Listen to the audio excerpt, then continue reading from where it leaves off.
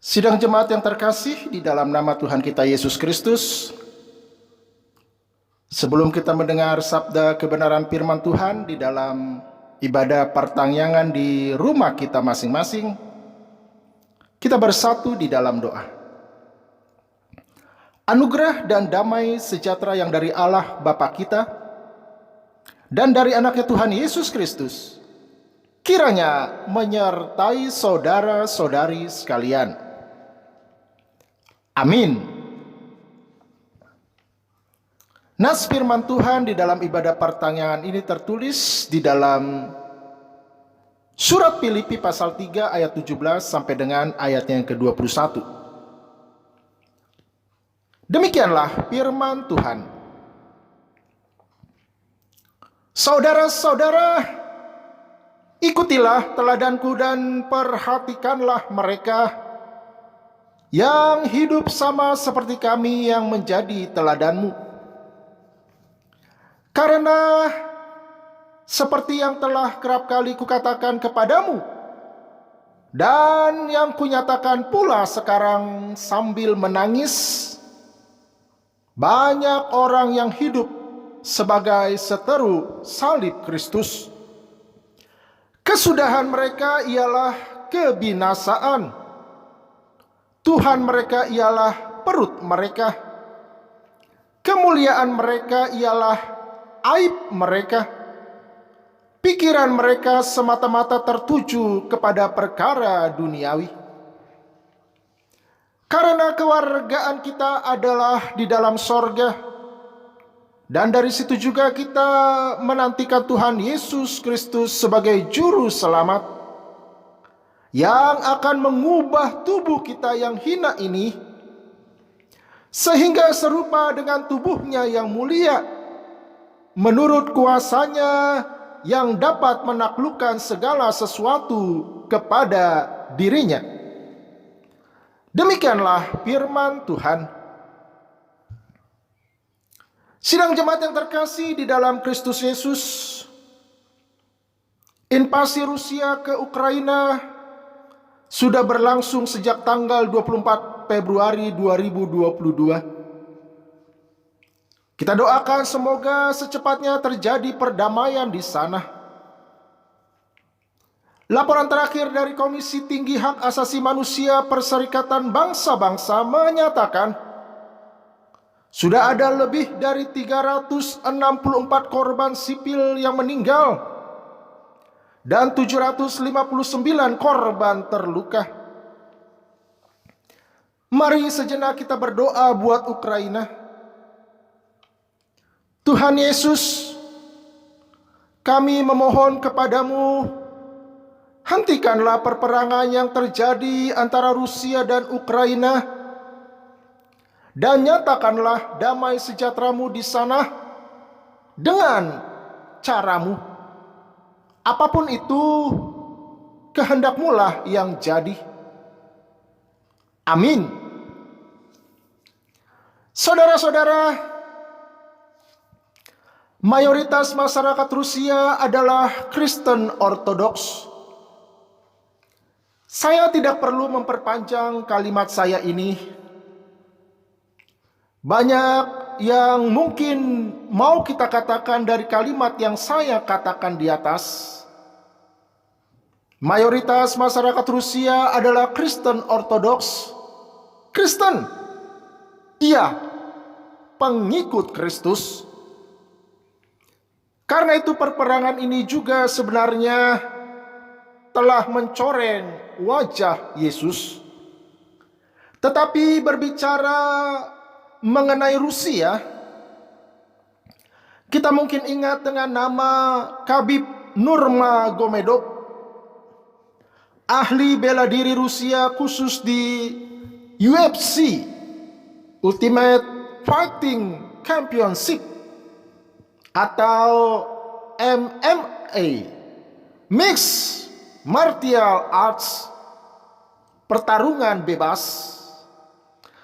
Khabib memiliki peringkat teratas sebagai yang tak pernah terkalahkan. Saya termasuk penyuka pertandingan UFC ini.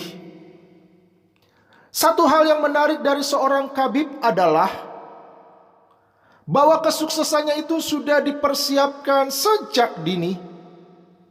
Sejak kecil orang tuanya sudah melatihnya dengan bertarung melawan seekor anak beruang.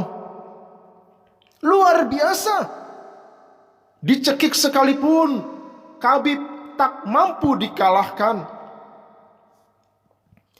Kesimpulan yang mau kita ambil bahwa segala keberhasilan seorang kabib sudah dimulai dengan latihan-latihan keras yang penuh dengan kedisiplinan. Disiplin seperti itu jugalah yang mau Paulus sampaikan. Disiplin dalam sikap hidup dan cara hidup yang menjadi teladan bagi yang lain.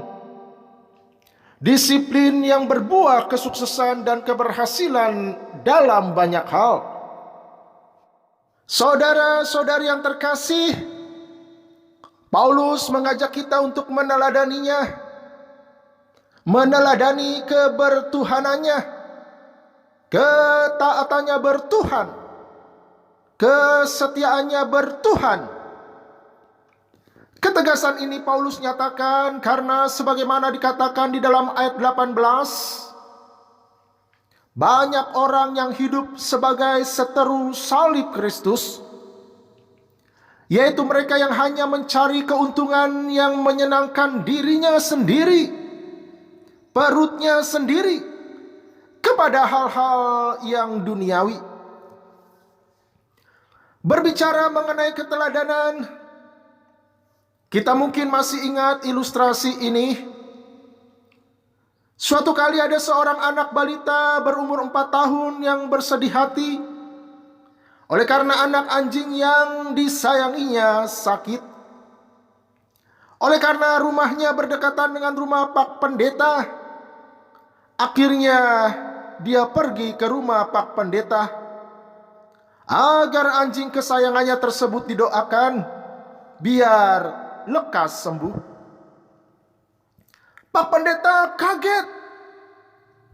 Masa harus pendeta yang mendoakan anjing ini? Pikirnya.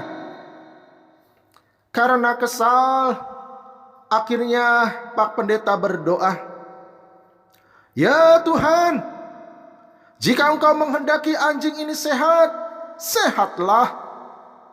Tetapi jika Engkau menghendaki anjing ini mati, matilah. Amin." Benar. Esok harinya sang anjing kesayangan anak tersebut sembuh. Senang sekali anak tersebut. Seminggu kemudian terdengar oleh anak tersebut kalau Bapak Pendeta kecelakaan. Kakinya terluka parah. Sebagai wujud balas budi anak tersebut, akhirnya anak tersebut ke rumah Pak Pendeta mendoakan Pak Pendeta tersebut. Di hadapan Pak Pendeta, sang anak berdoa demikian, "Ya Tuhan, kalau Engkau menghendaki Bapak Pendeta sehat, sehatlah. Tetapi kalau Engkau menghendaki Pak Pendeta mati, matilah. Amin." Pak Pendeta jadi stres mendengar doa anak tersebut. Karena stresnya, akhirnya besoknya Pak Pendeta mati. Enggak lah. Setelah seminggu, Pak Pendeta akhirnya sehat kembali dan dapat berjalan seperti biasa. Begitulah saudara-saudara, menjadi teladan itu tidak mudah. Saudara-saudara, setiap kita punya kelemahan dan kekurangan. Paulus sendiri mengakui bahwa dahulu dia pernah menjadi penganiaya jemaat, ayat 6. Namun semuanya berubah 180 derajat ketika dia mau hidup di dalam Tuhan. Seperti dinyatakan di atas, semuanya perlu proses. Dan tentunya perlu kedisiplinan agar tercapai apa yang terbaik yang terindah, yang termulia, yang menjadi kesukaan di dalam kehidupan kita. Inilah pengharapan hidup kita. Hidup yang diubah menjadi serupa dengan tubuh Kristus yang mulia. Kemuliaan Kristus akan menaungi kita. Amin, kita berdoa. Terima kasih buat kebenaran firman-Mu ya Tuhan. Mampukan kami melakukannya, menjadi teladan bagi yang lain. Di dalam Kristus Yesus kami berdoa dan mengucap syukur. Amin.